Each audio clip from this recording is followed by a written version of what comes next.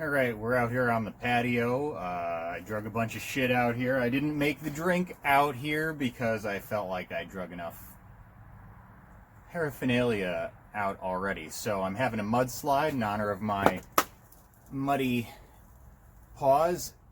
There you go. Just mildly muddy. I've got a little more gardening to get to, but I said I'd call my buddy Mike. Chat with him. He's suggested some of the creamy drinks that got in the post that got the show started, so I figured I'd check in with him and have one of these sort of in his honor. He had selected the toasted almond, which I had. Hello, Eek. And which was quite good, and I might make again, but this seemed like something up his alley. And it's an excuse to use up the Baileys, which I don't get out of there, which I don't have out here either, but that's one of the things on the hit list that I got to get rid of. So I found here, since this show's a little bit show and tell, I found this silly book that my uncle gave us, and not even, do you get out of my drink? Not even apropos of finding this, but Sue and I decided to do a little dumb science anyway, and we've got some drunken gummy bears on the way. We got a bag of Albanese gummy bears. Sue bought someone, she was shopping, so I insisted that we use a little bit of science in our evaluation of them and put them each individually by flavor, in pairs, of course, Noah's Ark style, so we can both try them. He didn't. He was probably eating those animals, right? So,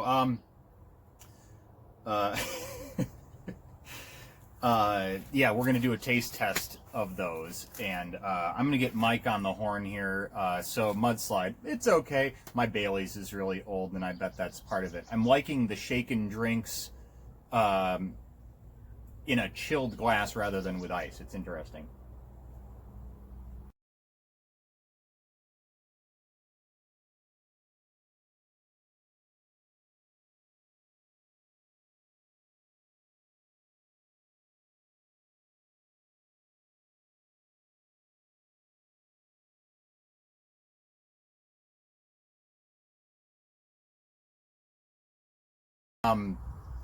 I brought some microphones out on the patio to show off. Okay.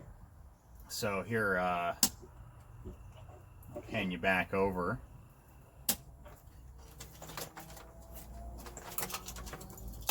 So these are rather dirty and untested, and hold it here. We'll rotate you slightly this way. Okay. Can you see Yeah, I that? have one of those somewhere. Okay. Doesn't have a name on it, and the plug seems to be a I'm not even sure. It looks like an old kind of, I don't know, it's bigger than 1/8 inch maybe. Yeah, that is not an 1/8 inch plug. It's very close. I don't know what they call those things, but it's not exactly an 1/8 inch plug.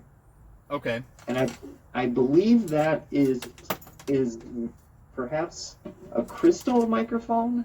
Okay. I think it's kind of like a piezo in a sense. Okay. Okay. It uses a crystal to pick up vibrations. I could be wrong about that. Yeah, I found one of those in a secondhand store and bought it. I think it was like $3 or something. But I never plugged it in or tried it out. Or wait, maybe I did. Well, Did it work I don't for you? know.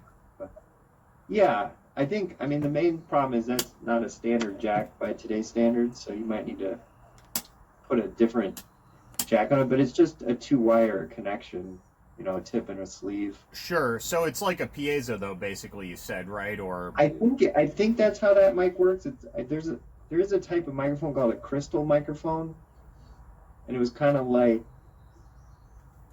a cheap way to make a microphone, relatively cheap, and It kind of works like it's not the same as a piezo because it doesn't have to be physically mounted to the surface, the vibrating surface, but Okay. it still uses like the crystal distortion, I think, to pick up audio. I gotcha. All right, But so I could be wrong about the technology. I don't know for sure. I've got this guy. It looks like a multi-pin connector, like Amphenol of some Oh sort or yeah. another. It looks like there's 5 pins in there, Okay. and with a screw-on sleeve or whatever, and it says Yeah. Regency. It looks like it's a CB mic. Okay. So that one, yeah, that's probably some kind of proprietary connector, I'm guessing, for whatever it was. It might be a standard, you know, but not a modern standard. Yeah, there's some cooler ones in here. It's just sort of getting to them. It's a big pile. There's a Yeah. lot. So I've got this speaker There is like a switcher here. screw-on connector that is similar to an XLR connector. I think it's a German style connector that was kind of popular before XLRs came out, and it's very similar to an XLR, but it as far as how it functions, but it's a screw-on type. Alrighty. This thing's kind of cool. It's like a speaker selector. I'll show it off to the camera. It's got quarter inch. I don't know. You can probably see that partially too, right? Yeah, So you I see the back. So there's the back for you, front for the folks at home. So it's like quarter-inch inputs. Yeah, and then it's got all these like push buttons that you can, radio. Well, I don't know if they'd be radio style, but they're on off and they all join on. So I assume it's putting like speakers in parallel. I thought that was kind of neat. But here's a new here's another microphone to check out. This guy. Oh, yep. I got a couple of those. It's got an A with little lightning bolt wings as the A static. A static. Okay, and it's got what looks like a phone. I think that's quarter inch. Looks like standard quarter inch. I think that is again very close to quarter inch, but not. Okay. But I think it might work in a quarter inch plug. Okay. It might be quarter inch actually. It's hard to say. It sure looks real close. I think it is. I think it is a quarter inch, and that's a high impedance microphone.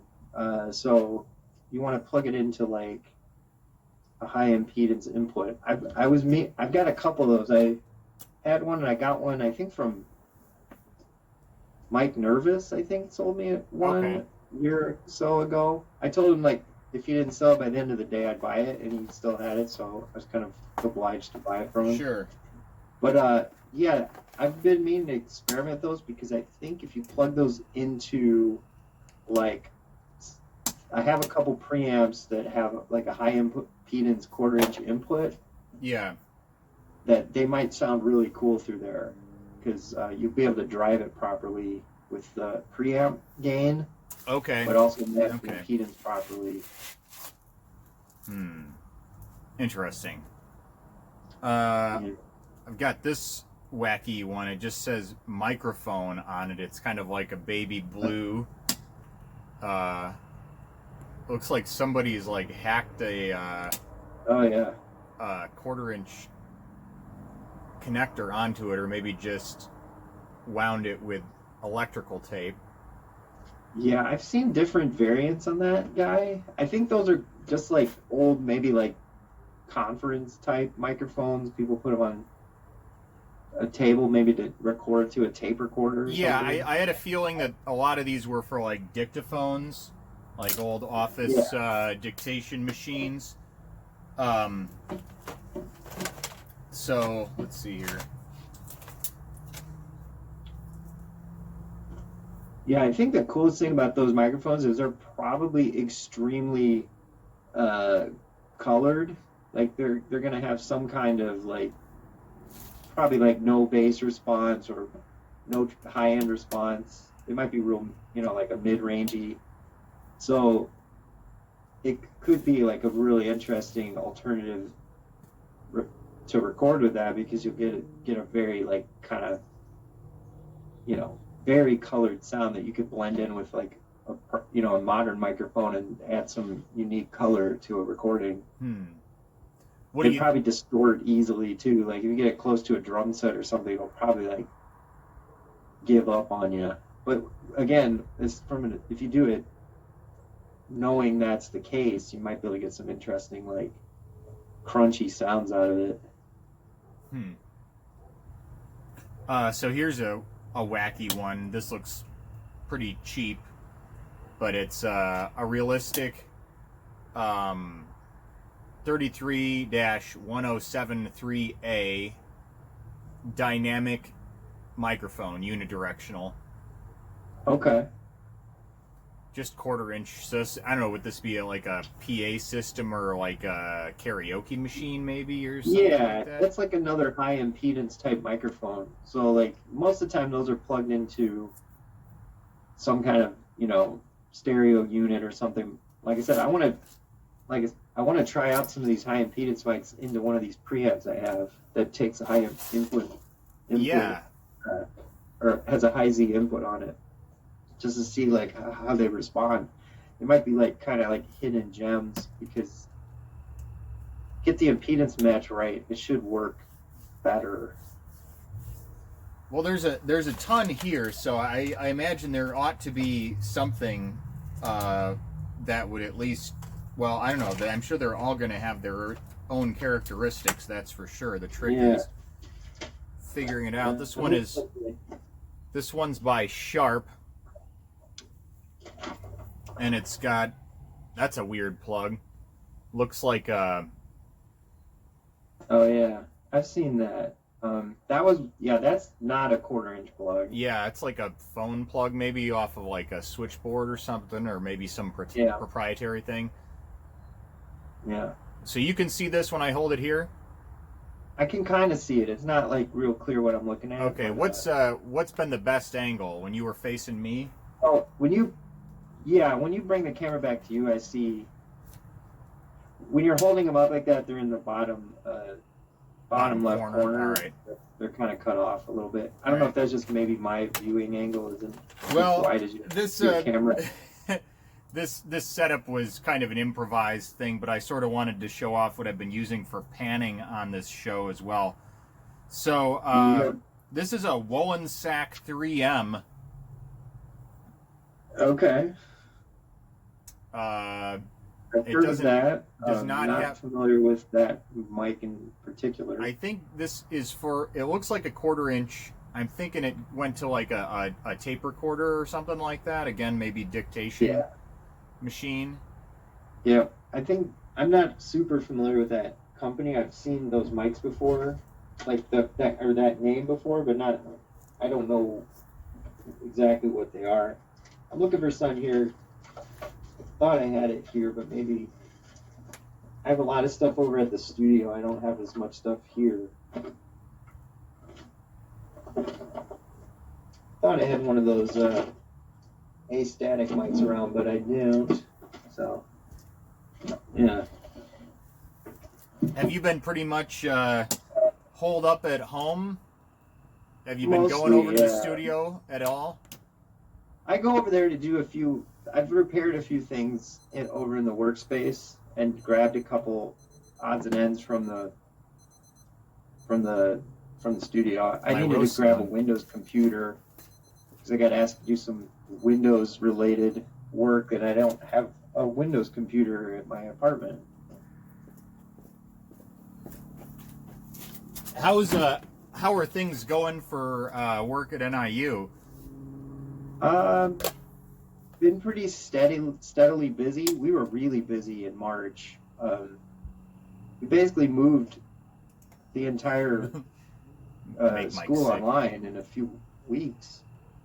Yeah. So I guess you're fairly essential now then, eh? I guess. Well, all I know is that there were talk of layoffs and things. But I imagine that you're, if you're keeping busy, they're probably going to keep you on. Right. I mean, I heard rumors of layoffs before any of this stuff, went down. Sure. And without, I don't know if what is it called, trade secrets or what, without revealing any insider information. Sure. Like, I mean, you can imagine we lost some money this year. Well, yeah. So is this totally it's sickening? Still not clear how fiscal year 2021 starts in July. So it'll be interesting to see how many students come back in the fall, regardless if we're online or in person or mixed. It's going to be interesting because, I mean, NIU's had declining enrollments pretty much every year for the last decade or so. So I didn't expect us to have, too much growth anyway. And then given the circumstances, it's probably going to amplify the negatives more than the positives at this point, I would think. But we'll have to see. I have a feeling that next fiscal year could be the, big, the big cuts. Right. Because I think the union has one more year on the contract. So I don't really keep up on that stuff, but I think the contract runs through fiscal year 2021, and then there has to be a new contract for fiscal year 2022. So I imagine any major changes are going to be coming in the next, year. If they don't come sooner, I think there will be some shorter term things, maybe incentivizing early retirement for some people that are, that are eligible for retirement. They might try to get them to step out to save some money. Yeah.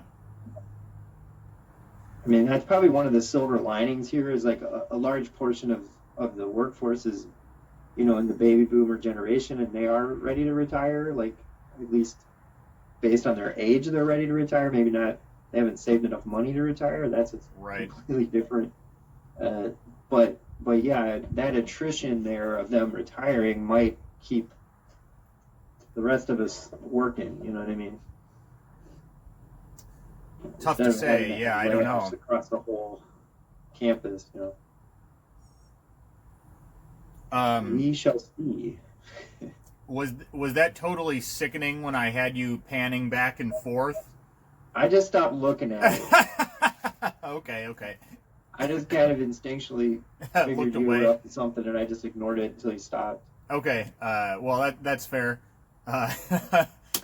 Let's see here. Yeah, I noticed it at 1 minute. I was like, I better stop watching this for a second. Yes, I filmed some hyperlapse things on my phone, which are rather sickening. Here's one, Webcore. That's a cool looking microphone. It's I like it. It's solid. It's very it's some sort of metal for the yeah.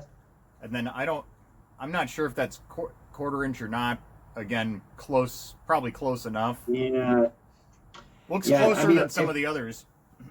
I would probably replace all those with proper quarter-inch cables or something. Right. Just, you don't want to damage the jacks on your inputs and stuff. Oh, I didn't think about that. Yeah, so there's his buddy.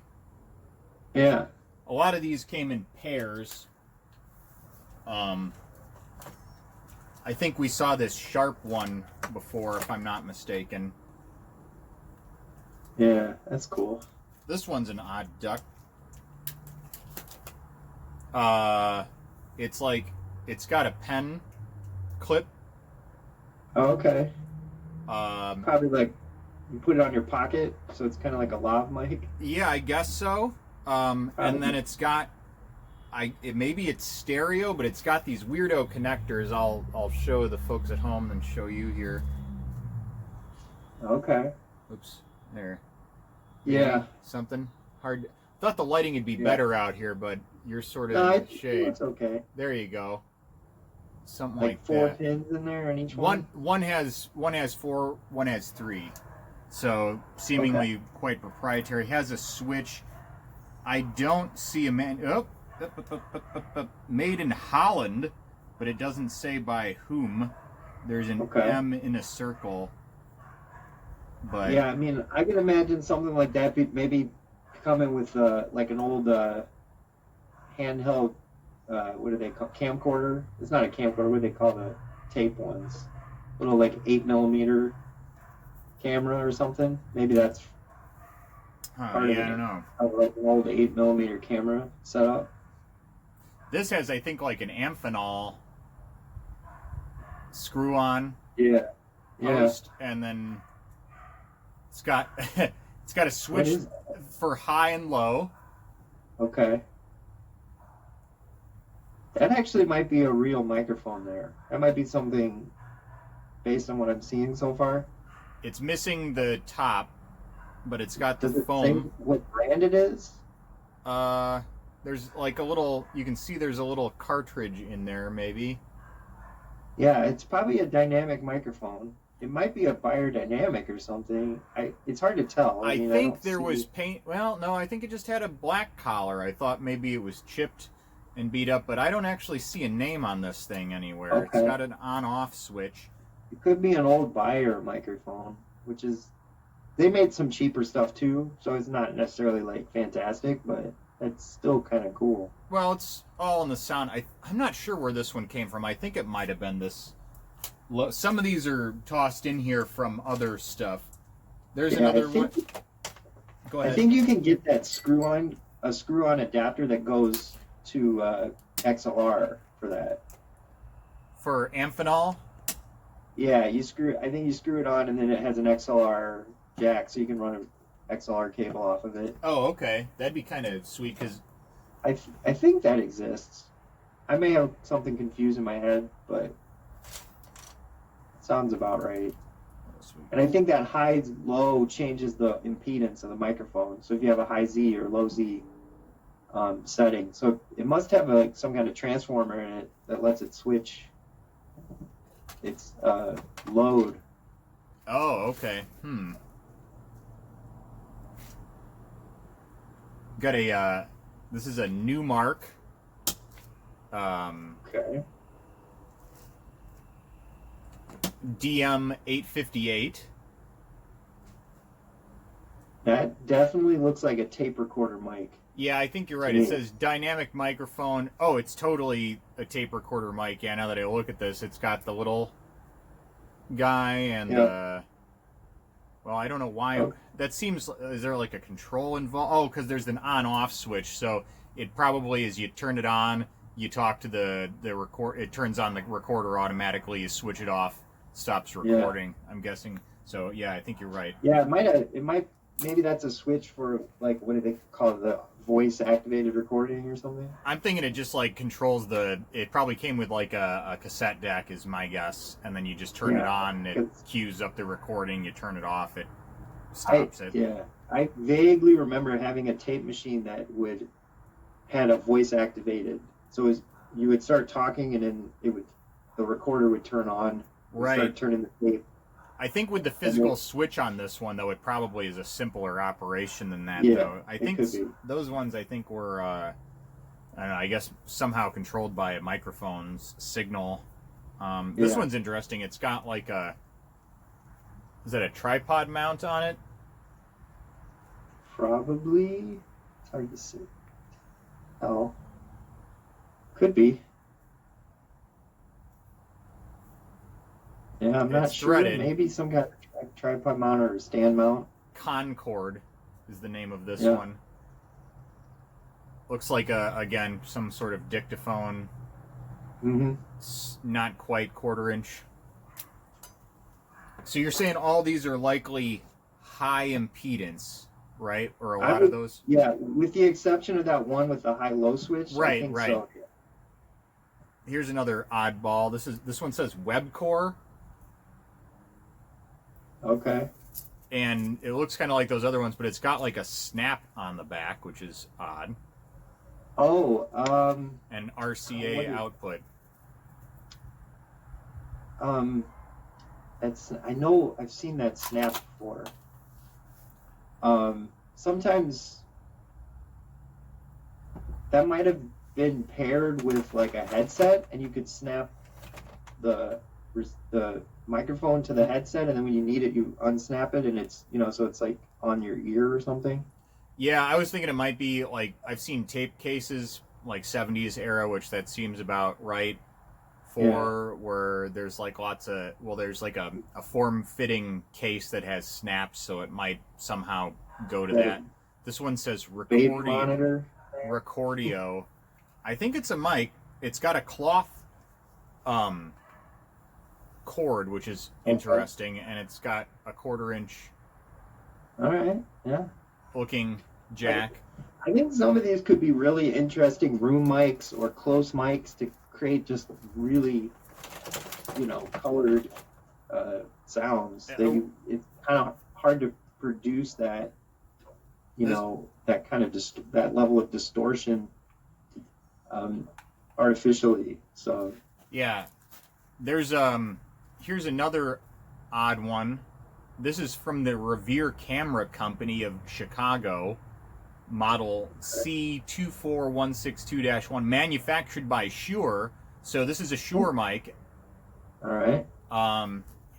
Show the That's camera, cool. but it's got kind of an oddball plug though. That's definitely not 1/4 inch. Right. What is that? I don't even know. I've not seen one quite like that.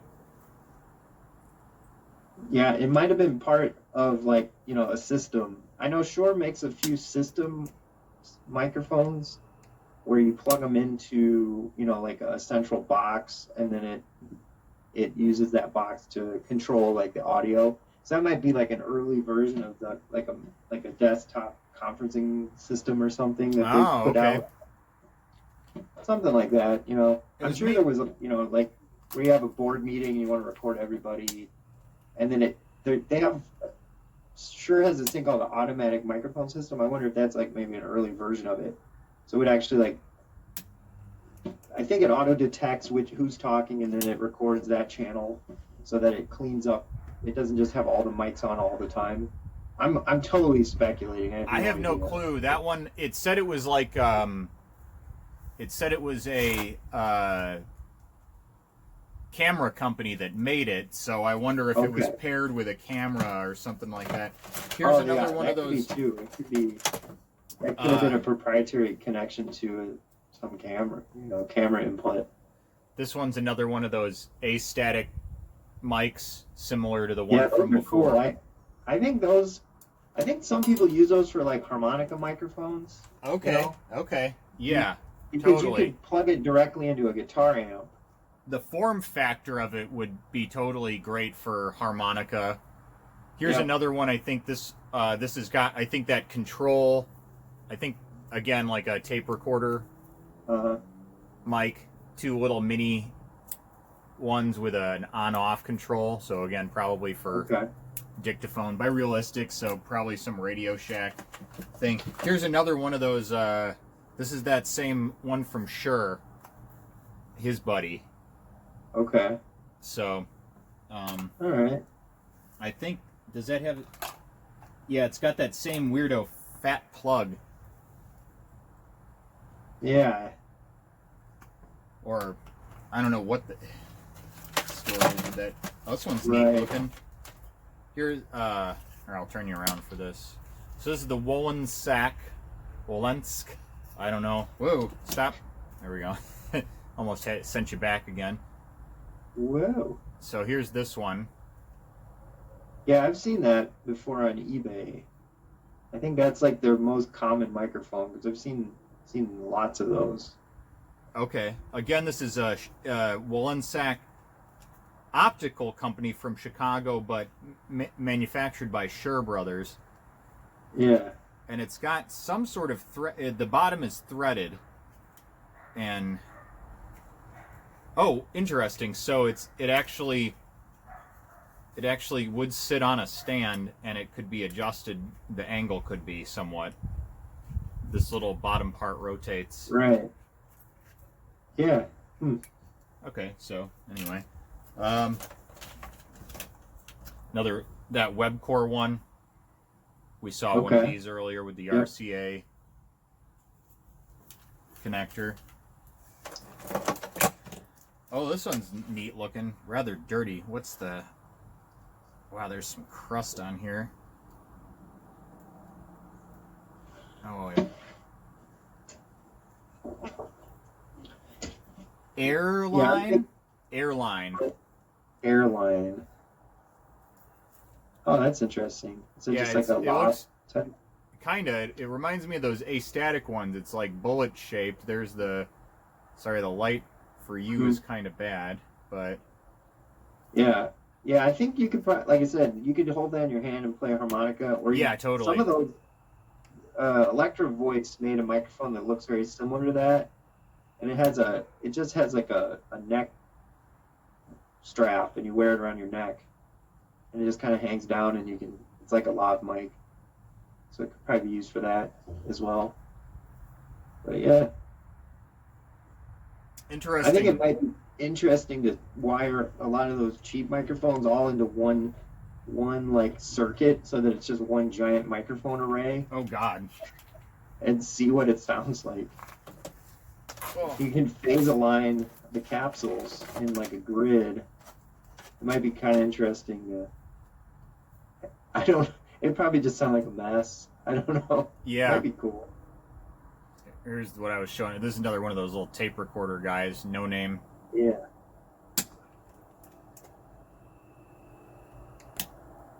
All right. So, any particular mics that you have that are favorites? Well, I think I only have 2 microphones at my apartment besides my webcam. This is a cool mic. I've got a few of these. Let's see. You see that? Oh, let me turn you here. All right. What the name is showing. Let me see if I can get the name. Yeah, Audio Technica 3031. Okay, keep holding that up.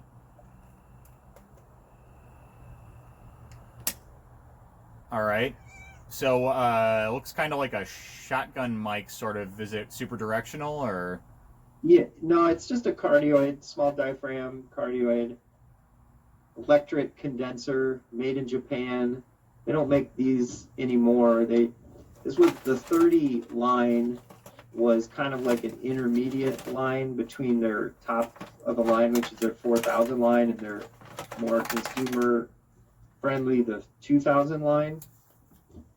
So there's a couple of these, the 3031, then there's a 3032, which is an omnidirectional small diaphragm, and there's a 3035, which is a larger diaphragm microphone that looks more like, your traditional vocal mic or something. But those are like killer bang for the buck mics. I mean, they're kind of hard to find, but you usually find them for around $100 a piece, and they sound great. I think you used this guy to record some of your Boing Dweeby stuff over at the space. It could very well be. I think Helen handled most of the microphone setups over there.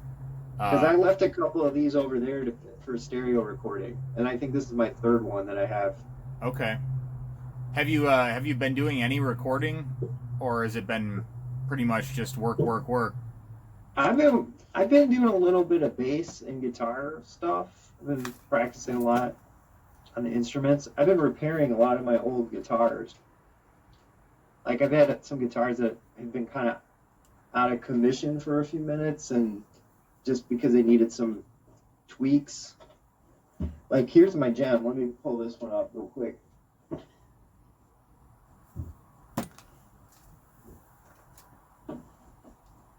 So this is my number 1.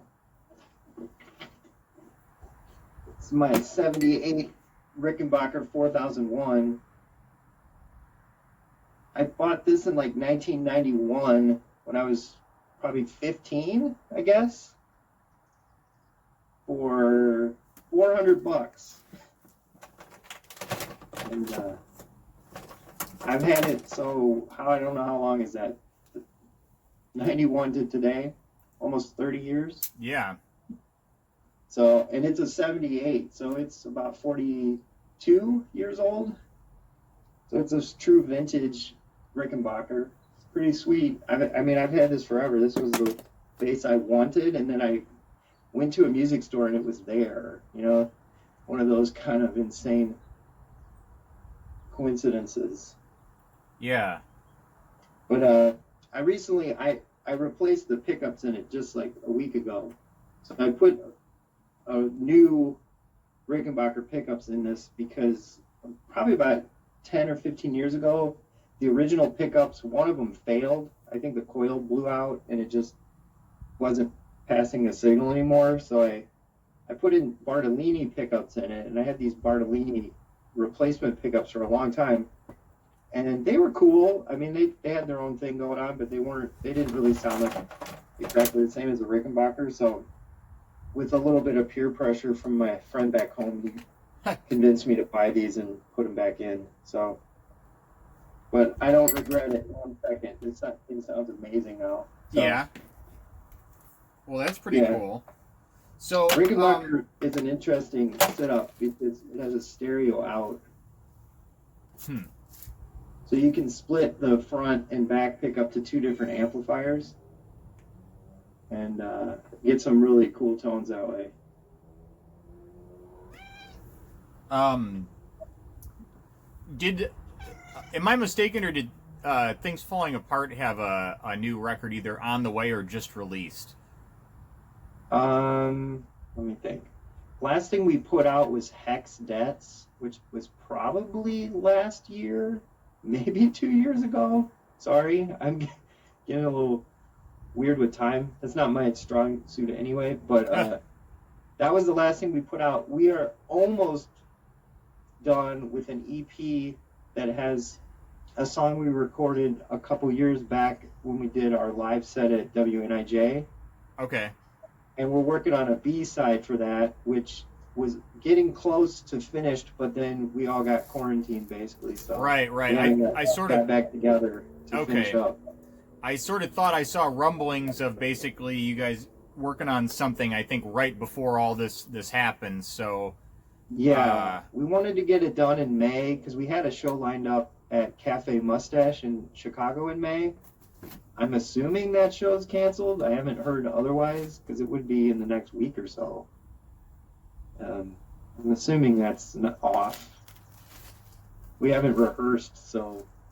But yeah, the cool thing is we got a new guy in the band, a new drummer, and we had a few rehearsals with him, and he came to our last recording session. So we're back in full swing, but we just got a little detoured here, so we'll have to wait and see how this goes, and then we'll probably hopefully get back at it in a month or two. We'll see how things, depending on how the situation, with the COVID turns out. Yeah, I feel like it's all going to hinge on testing, because if people can't get tested, either for antibodies or the disease itself, like. I know, but it seems like testing is good, but I get tested and then I do 3 things and then I got to get tested again. Like, I suppose that's true. It's like, it might be good, like if you got tested before you went into a place where you weren't going to leave and then everybody stayed there, but as soon as anyone mixes back into the population, the test is void, I would think. I suppose that's true, and I really don't know. My thinking is that I'm probably just going to try to play it safe, and I don't even know. Like I would love to play with Boing Dweeby again. Are people going to even want to go to shows? It'd be fun to do some recording. Yeah. Well, I mean, some things we might want to consider is maybe we could get something streaming together, so we could stream a few local bands if we can all agree that we're taking the risk for ourselves, and that might be the way to do it. And as long as we think we can do that safely, but yeah, we could brainstorm something along those lines. It's a lot easier when you're a solo act because you just do it from your own house, or if you're a duo and you live together while you're already stuck together. Yeah, well, Boing Dweeby, larger groups, yeah, kind of complicated. We almost qualify as a large gathering on our own. Yeah. So here's a funny one. Has had more than 10, I think, on stage at once. Oh wow. Or close to it. I think our big show, when we played Grimes Fest a couple years ago, we had a big crew. Ooh, Sentinel. Yeah, this has got a cloth cord as well. Hmm. 1/4 inch, I guess. Again, probably high impedance. This one's kind of fun. Lensk. Okay. Right. Yep. Yep. Oh, this is the one I really wanted to show you, though. This thing's got some weight to it, and it's, again, real bullet shaped. I'm not. It's got an M with like a little chevron or whatever over it. Right. As the logo. An M with the chevron. I've seen that before. It's probably some kind of Megatron or some megaphone, mega something. Given the vintage and the I'm guessing that M looks familiar. It looks like a hysteria cure, maybe. I don't know, but yeah, I mean that's probably in the same ballpark as that A-static microphone as far as like what it is internally. Yeah, again, those are probably some pretty cool microphones for certain applications. Like I said, I think those are designed you can plug it directly into a guitar amplifier. You could beat somebody with this. Like, that is yeah, solid. it looks like it's, what is it, machined steel or whatever. This thing feels like it's, I don't know, maybe it's not quite a pound, but it's getting there. Yeah, I think it's like CNC machined steel. Yeah, it definitely felt solid. Here's a neat one that's got like a badge on it, or it's a badge shape. Right. What's like that say? Webster, Chicago. Brother.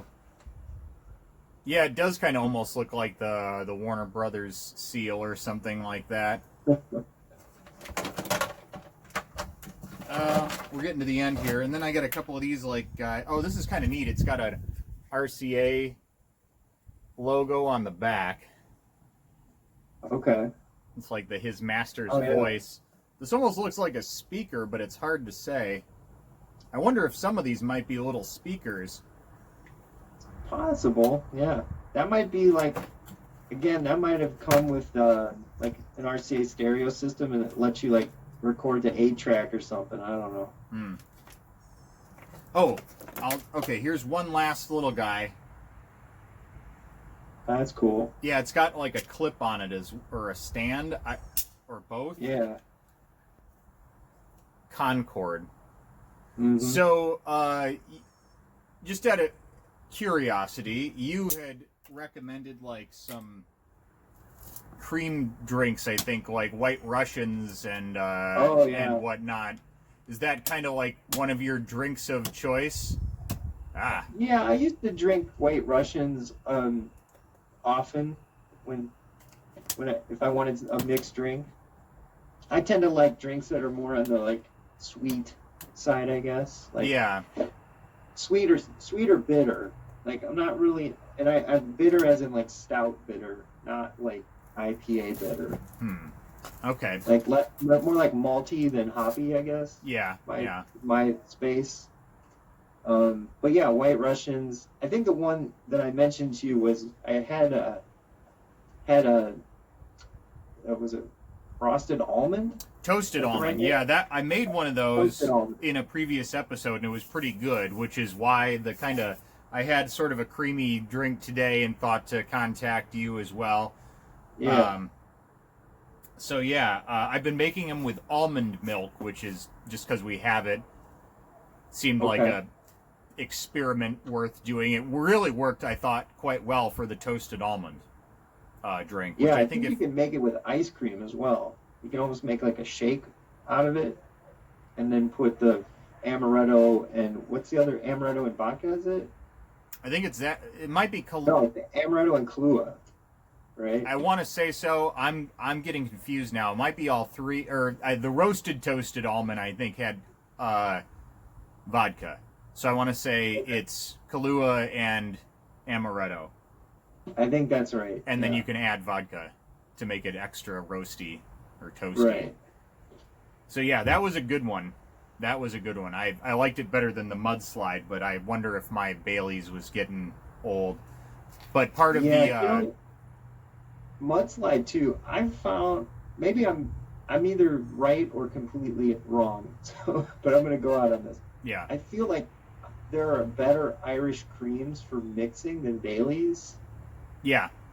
I think Like, I'm not exactly sure why we had it. I think we might have gotten it at Christmas, mhm. or around that time, and we tend to do that sometimes. But one year around Christmas time, we made homemade Irish cream based off some internet recipe for uh, cheapskates, I guess.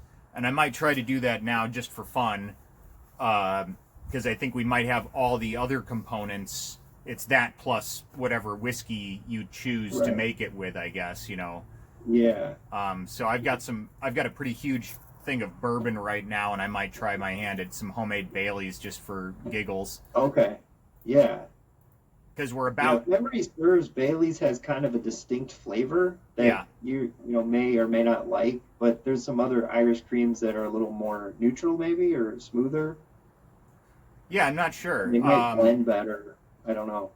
I might have to save a little bit of the bottle to try against the homemade version and see which we like better.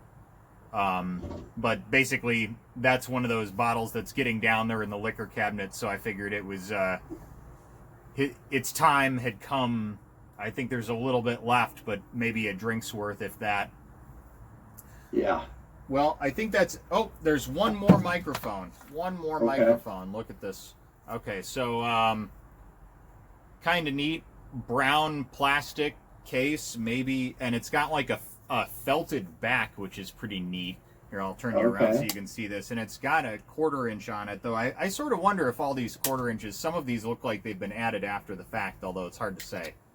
Yeah. Yeah. If it's got like felt on the back, it was probably for a tabletop or Yeah, something. I'm again guessing dictaphone or intercom usage or something Yep. of that Yep. variety. So yeah, guy seemed like he was real into radios and repair of home electronics and that sort of thing. So uh, yeah, but man, just finding a stack of microphones in the garbage was sort of one of those wonderful, giddy experiences Yeah. of digging, which I probably won't be doing for some time. Right. Right. So, wanted Yeah. to show those to There's you. been a couple irresistible, what do you call it? Like marketplace deals. I had to jump on. Oh, Probably yeah. wasn't advisable, but Well, if you did like social distancing or whatever, I don't see yeah, it. it was about as careful as I could be. But yeah, these were like hard to say no to deals. Like, Well, I figure people are selling right now, and there's probably not that many folks buying. I know I'm not really buying right now, I'm selling. yeah, I'm Um, trying to just be neutral, but like I said, a couple killer deals. I had to jump well, on. tell us, don't It's hard keep to us in stop the habit, suspense. Don't keep us in suspense. What did you get? Oh, okay, all right, hold on, let me grab it.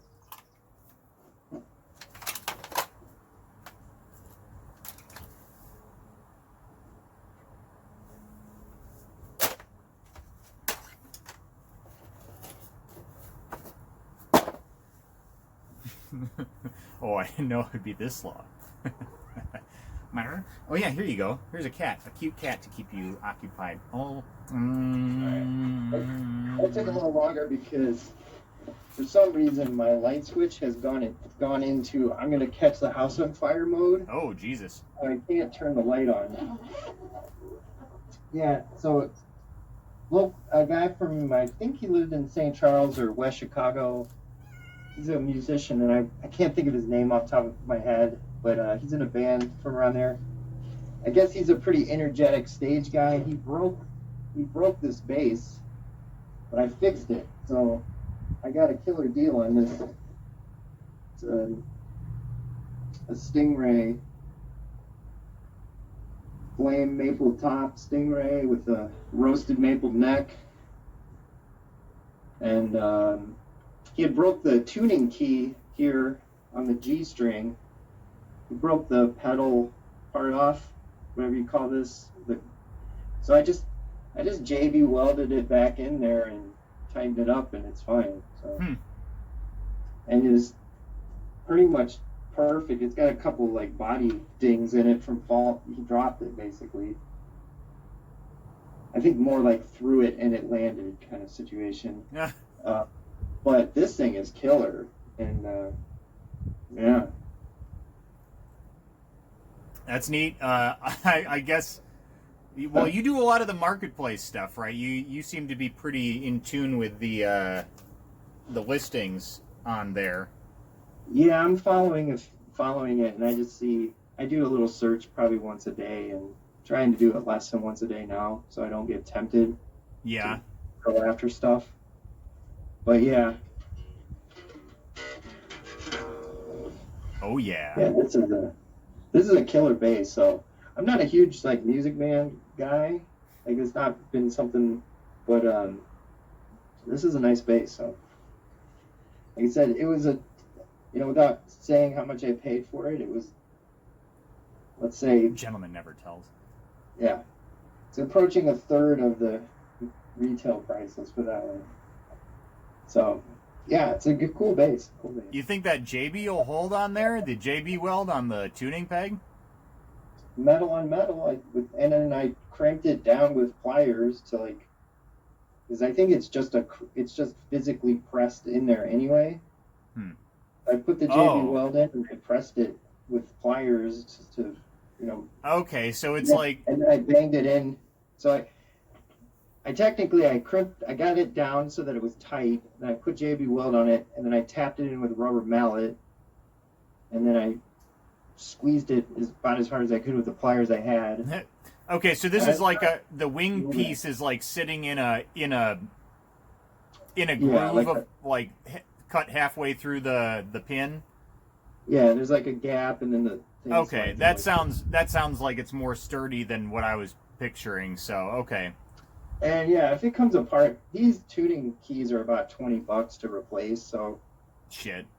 I figured I would just fix it, but I could always order one, and it's 4 screws, so it's no big deal. So you gonna rock that thing for a while, or you think you're gonna try to flip it? Brandon is a huge Music Man guy, Stingray guy. He has 2, so I'm gonna let him try it out, and if he wants it, maybe I'll barter with him on something. But I see. It's also just a really good bass to have at the studio for recording and stuff. So I'm gonna just keep it as a studio tool. It's nice to have different tones, Right. I mean. Oh, I meant to ask you too. This was one of the other things. We had that. The Dia de los Weirdos recordings. Those are all over on the computer at the studio, right? Actually, if you look, can I do this from behind? That's the computer right there, and they're in my apartment right now. Okay, so you do have them. I could actually finish them up now from here. If you want to, we just had a couple notes to like clean up. One was volume was wrong, and we had another thing with kind of picky notes, honestly. Yeah, I didn't really close. Yeah, and I didn't want to come off as super picky, but I think they were just minor little things. I surely don't remember what happened to the notepad that had the picky notes on it. Yeah. So we can probably just say, I would just defer to your expertise. I think the big one was that is it Jesus Carrera, is that his name? Jesus, yeah. Jesus. His track was just a little bit quieter than the rest, and we wanted to bump it up a little bit so it was more. Yeah, and again, I think, like you said, there were picky notes. There were a few other things, and I sure don't remember what. The bass drum might have been a little loud, and we were going to pull it back on the Boeing Dweeby set, I think. Okay. I think those are the 2 big things that were, probably worth doing. Yeah. But yeah, otherwise I think we were there. So. Yeah, I still need to make artwork for that, but I was thinking about, I initially wanted to do like a scratch board version because I wanted that like black, that pure black with the white pop through.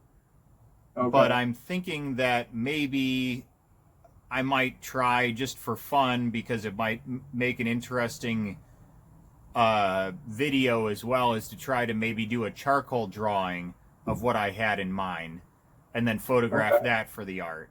because charcoal is kind of a fun medium. You can play with it a little bit. So I was thinking of just like taping myself doing that, and then that could be like an episode for the show, something that would promote the thing, and then I'd have a finished piece of artwork and we could upload it. So, oh yeah, sure. I'm not going to try to rush you on this because it's going to take me a minute to get that artwork together. But like we should probably put that out. Yeah, no, I agree. We were like really close, and then we kind of got distracted, and then really distracted. Yeah, no shit. So, but I think now is kind of the time to. Well, I've been trying to just take the opportunity, we'll just say, of having this time at home to try to get things a little organized, finish up some projects that have been lacking due to just being focused on other stuff that now is clearly not a focus. You know, playing music for people, practicing for that, all that sort of stuff. So I think it's just a good time to switch focus and get back to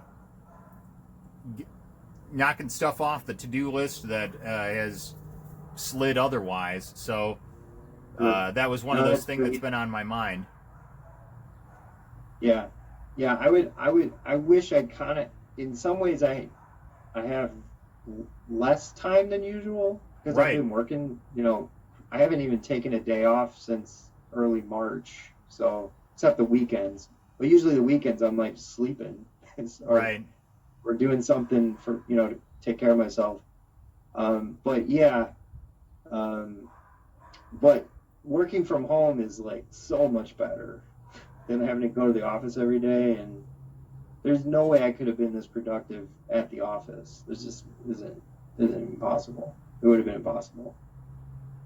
I'm definitely more engaged in stuff that I've got going on, but that's because I have nothing to focus on but what is here in front of me. I don't have the option to be like, fuck it, I'll go to the bar or focus on band stuff or whatever. So it's been interesting, and then making this show has actually proven to be fairly time consuming. Not in a bad way. I'm enjoying it, and this is sort of for my own. I was shocked. We're like over 30 episodes now, right?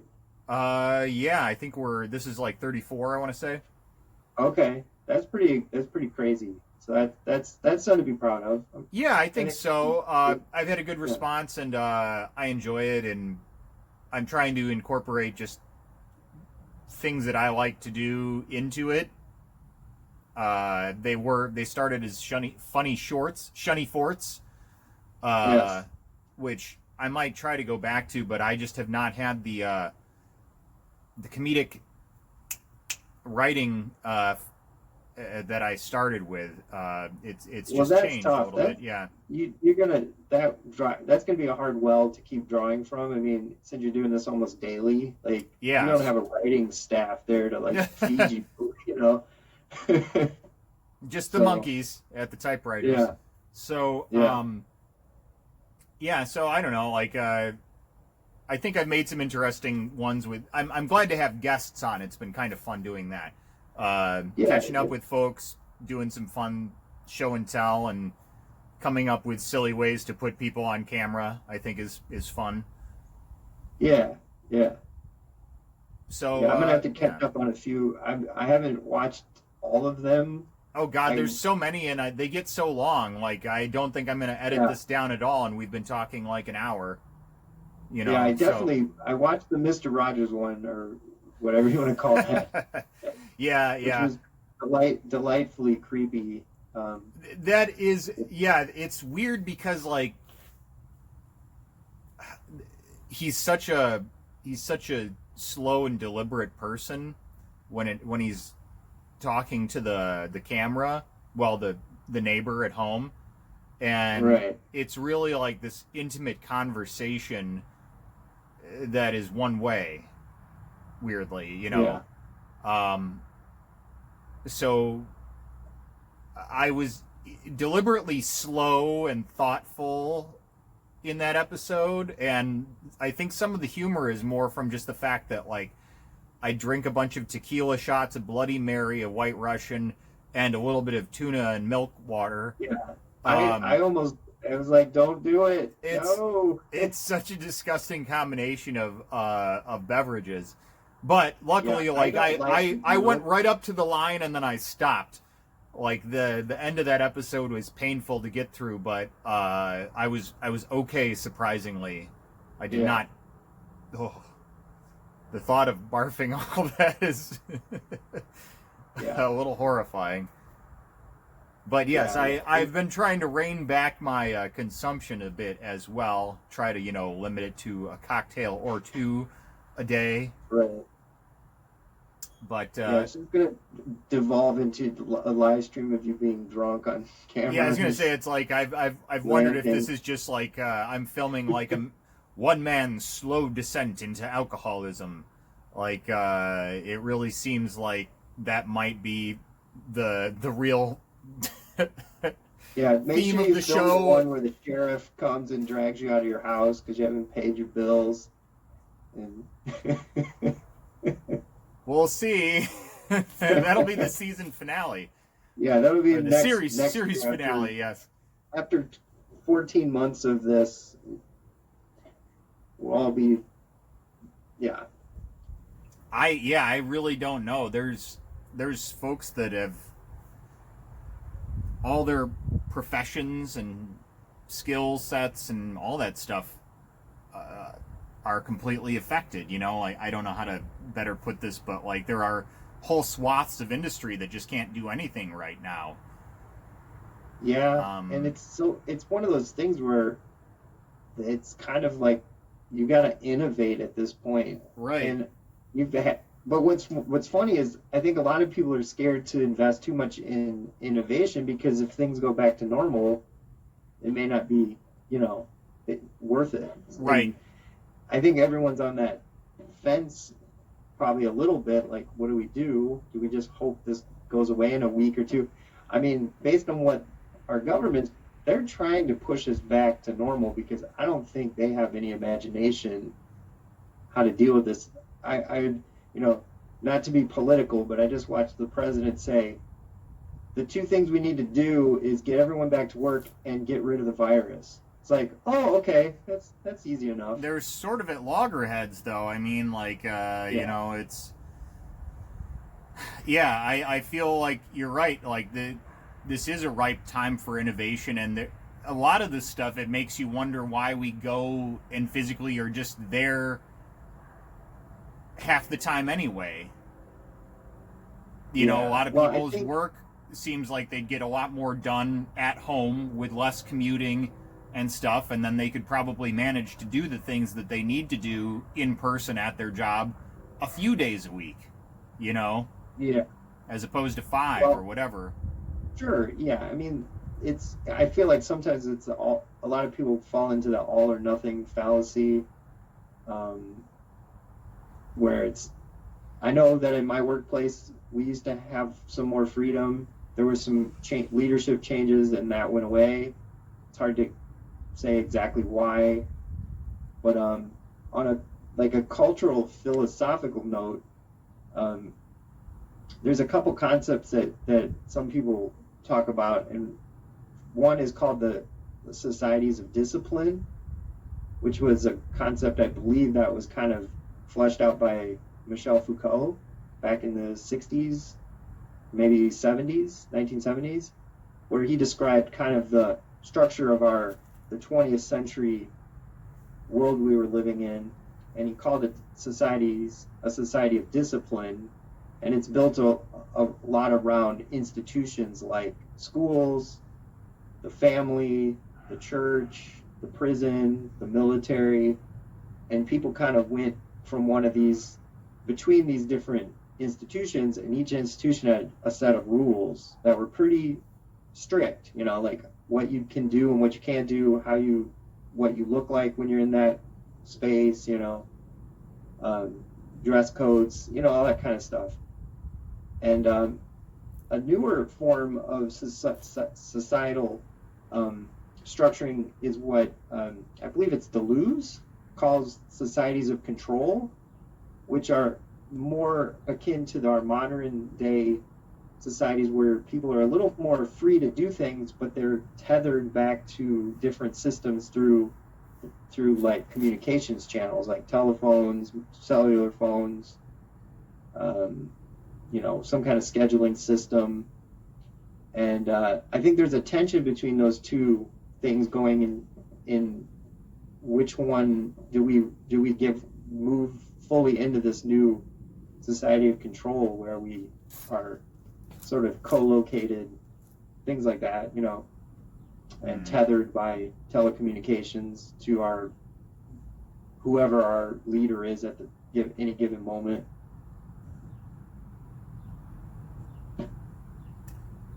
Yeah, I don't know. I don't know if there's going to be a going back to normal or not. I'm sure there will be some things that will be forever altered, but I guess it boils down to what are those things going to be. And yeah, it's going to be interesting because I think people are very eager. Like I'll be honest. Like I think a few days ago I hit sort of crisis fatigue, where I stopped being diligent about all the washing hands and like I just started. I felt a psychological shift in myself where I stopped caring. Yeah. As much because nothing's happened to me. Nothing's happened to anyone I know really. Right. I heard a friend of a friend who's an old guy got sick and died. That's the closest that the COVID thing got to me personally. Right. And I'm pretty like self-aware, so I felt the shift. I was like, I'm not like I was being really good about washing my hands. Like pretty much every time I got out of my room, I washed my hands. Yeah. Or,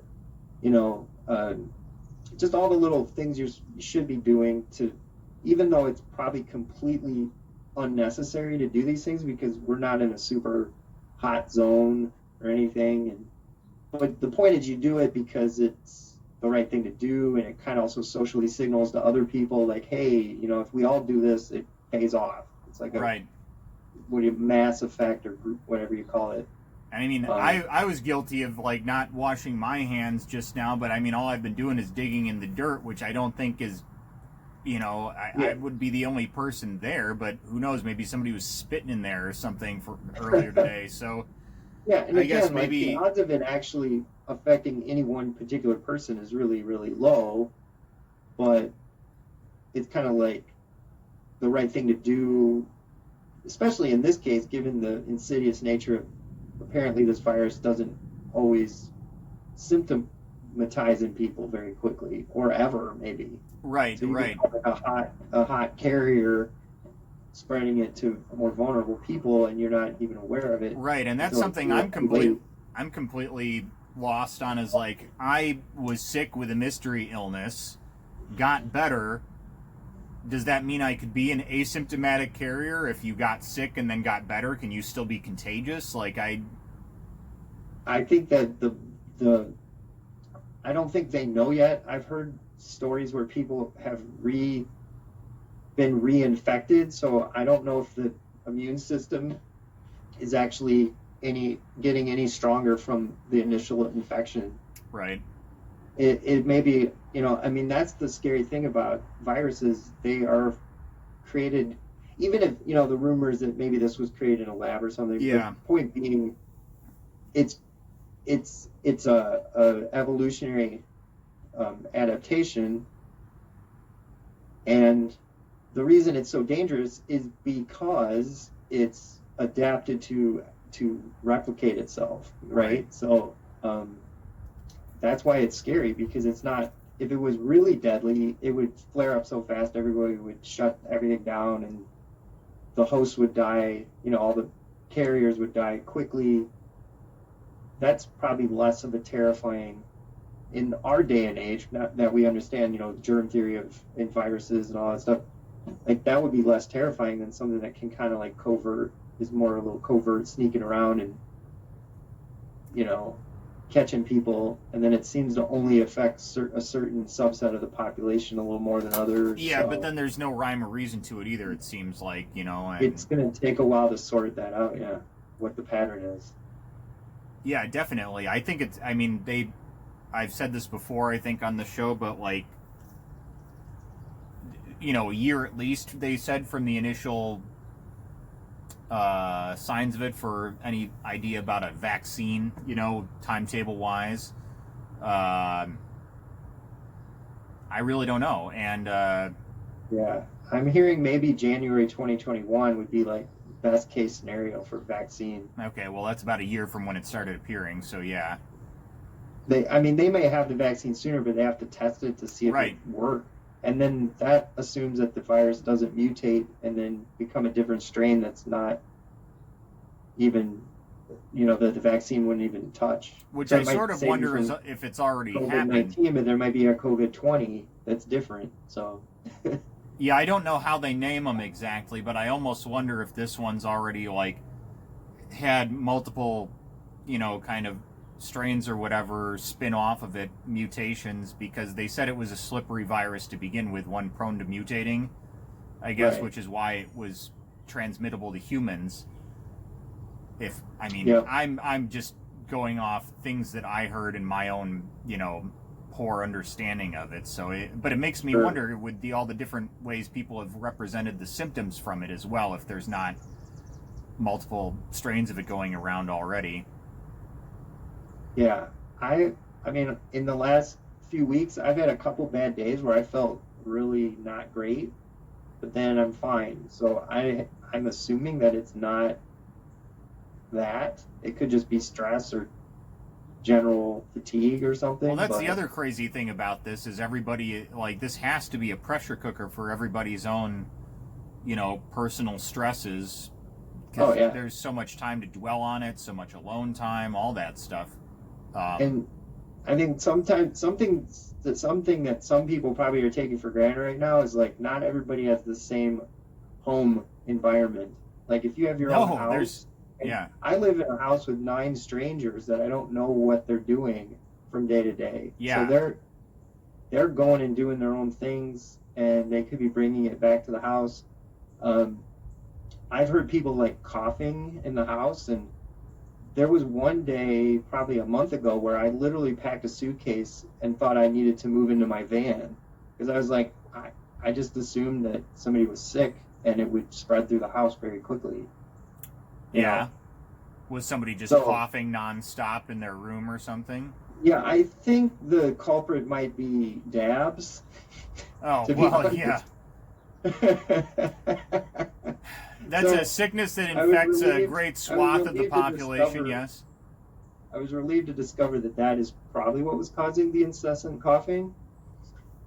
But anyway, just your fight or flight response kicks in, because I was probably working 50, 60 hours a week at that point, and hearing someone coughing for literally 5 minutes off and on, and I couldn't locate where they were because it's just an echo through my, ventilation system,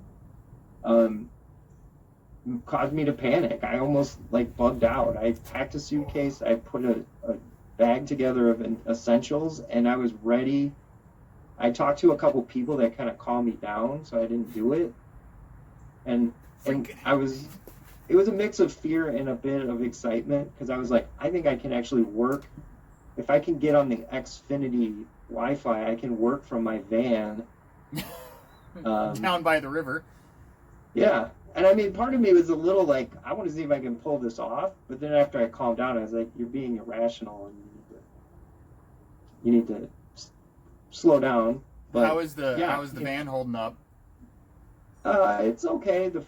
A fuse or something blew, so that some of the when it's not running, like the electric locks don't work anymore, the radio doesn't work. I think I know how to fix it, but I need to do it, and it's a small task, but I haven't had a chance to do it. I tried to fix it yesterday, and my initial fuse checks, all the fuses are good, so it wasn't a fuse. It's something with one of the modules, and I think you can reset it by disconnecting the battery temporarily. But I didn't have the right wrench to disconnect the battery cable on me, so I'm gonna have to wait till I can get the wrench. Are you even really using it right now? I've had to take a few trips to the grocery store and a couple drives around. I mean, one of the nice things, I don't drive that much anyway. I mean, this has been the first year where I've had like access to transportation in like almost 15 years, like regular transportation. Yeah. So I'm not used to driving all the time. So a lot of times I don't even, driving isn't always my first instinct. Certainly when I not need for to me do either. And something. you were a big walker, biker, etc. for a long time. I mean, like you said, what was that? 15 years without a car, Yeah. I mean, regular I had access. a shared car that was pretty much tied up most of the time. Um, but yeah, I had to kind of adapt to that. And then I've been, I don't think I missed more than 2 days of riding my bike to work in the last year. There were 2 days where the weather was just too nasty for me to, I just walked it in Yeah. for my own sand. But what was funny is I walked in one day and I saw this other guy that rides his bike in, and he went past me, and I was like, I could have rode. I just didn't feel confident enough. You know, it's a 50-50 shot sometimes with that stuff. Like, I wouldn't want to be necessarily biking in snow or rain. You know, I'd rather walk if it's. Yeah. I mean, if I can do it, because it's basically a 5 minute bike ride versus a 15-minute walk. So even if it's really cold, as long as I feel like I can do it without crashing, I go for the bike. But yeah, did a hydroplane once on water. I was coming around a building, and instead of turning, I just kept going the same direction but sideways. This is on your And bike or in yeah, your car? Okay. and on my bike. And luckily, I was able to like literally stop myself by sliding into the building sideways, and just I didn't crash. I kind of just slid into the building and stopped myself because I hit the building parallel, Right. and not and that was fun. Fun. I've had a couple crashes last winter, not last winter, but the year before. I think I spilled like 3 times, Dang. and it was one was painful. The other two were not too bad. I had a couple of doozies. I for some reason thought I was a genius and would ride my bike to the bar, and conversely home from the bar, which was Yeah, the bad idea. I should have just fucking left it there, but nobody wants to leave their bike there, and of course, well, anyway, don't don't drink and bike. That's right. I there's think I did. I did a very late night tipsy bike ride from the Fargo back to my apartment. Um, what is that, Locust Street? I think I go down yeah, Locust. yeah. It's usually pretty quiet, but I always find that if I had too much to drink, I realize that I forget to look both ways before I cross the street, kind of thing. So you kind of realize as you're passing the street, you're like, oh, I should have looked before I entered the intersection. That So wasn't yeah, my deal so much as just falling the fuck over. yeah, I mean, I don't think I'm like a really good athlete, but I'm somewhat like good balance, I guess. I just have good balance, Well, in you think good you have physical great balance on a instincts. bike till that sudden moment where you take a spill, you Yeah, know. well, I mean, I've had a few spills and I've come out because I'm able to like tumble properly and avoid landing on my head and whatnot. Well, So I avoided landing on my head I'm rolling the thankfully, but dice. I got my elbow pretty good a couple of times, and Yeah, fuck, I've had man. some scrapes and bruises for sure. I don't. I mean, I'm definitely rolling the dice. And I'd rather not crash. Don't drink and bike, kids. I'll say it again. So, yeah. All right. Well, I'm getting kind of cold. I oddly thought this would be like Yeah. nice to sit out on the patio, but it's Yeah. it's a little chilly. I think we're gonna get some rain tonight, and Okay. I think it's gonna be pretty chilly in the coming week. But I should probably cut it off here. We're Yep. getting long in the tooth with this episode, but it was good chatting. Okay. Thanks for checking out the Yeah. mics. if you want to borrow any of them in particular, have a look at the video and let me know if there's ones in particular you want to test out or mess with. Oh, that reminds me of one last question before we go. All right. Now, I remember you testing like the audio response of a room at one point with a meter, and is there any way to do something similar to that with a microphone?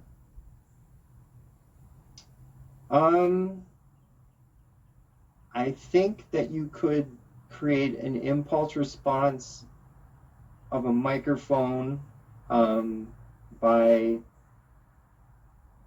there's a couple ways you could do it. It would be interesting. Like, I don't know how practical it is, but we could, so essentially, like, the one way to create an impulse response is you just have to have a large, like a quick burst of noise, like an explosion essentially, or a pop, like a balloon pop or something. So if you did it close enough to the microphone, it should be mostly the microphone that is affecting that sound and not the room. There'd be a little bit of the room, like short of having an anechoic chamber to do it in, where you wouldn't have any room reflections. But the closer that thing is to the microphone, the more dry the impulse would be. So it should take mostly the characteristics of a microphone.